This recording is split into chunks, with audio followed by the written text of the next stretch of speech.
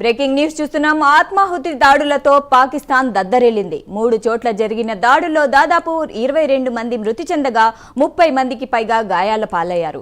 మరణించిన వారిలో 16 మందికి పైగా పాకిస్తాన్ సైనికులున్నారు. ఒక్క క్వెట్టాలోనే 11 మంది చనిపోయారని అధికారులు తెలిపారు. ఇక ఈ దాడులకు పాల్పడింది తామేనంటూ పాకిస్తాన్ తాలిబాన్ ఉగ్రవాద సంస్థ ప్రకటించింది.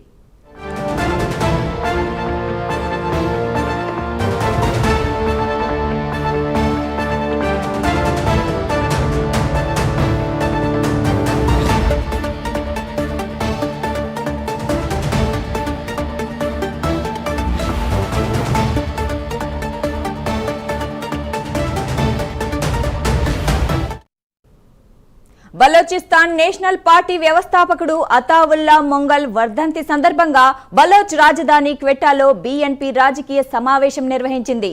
సభకు వందలాది మంది బలోచ్ మద్దతుదారులు హాజరయ్యారు. సమావేశం జరుగుతుండగా ఓ వ్యక్తి ఆత్మాహుతి దాడికి పాల్పడ్డాడు. దీంతో ఘటనా స్థలంలోనే 11 మంది ప్రాణాలొదిలారు. ఈ ఘటనపై పోలీసులు దర్యాప్తు చేపట్టారు. బాంబు దాడి జరిగిన వెంటనే రెస్క్యూ బృందాలు ఘటనా స్థలికి చేరుకుని సహాయక చర్యలు ప్రారంభించనున్నట్లు స్థానిక అధికారులు తెలిపారు.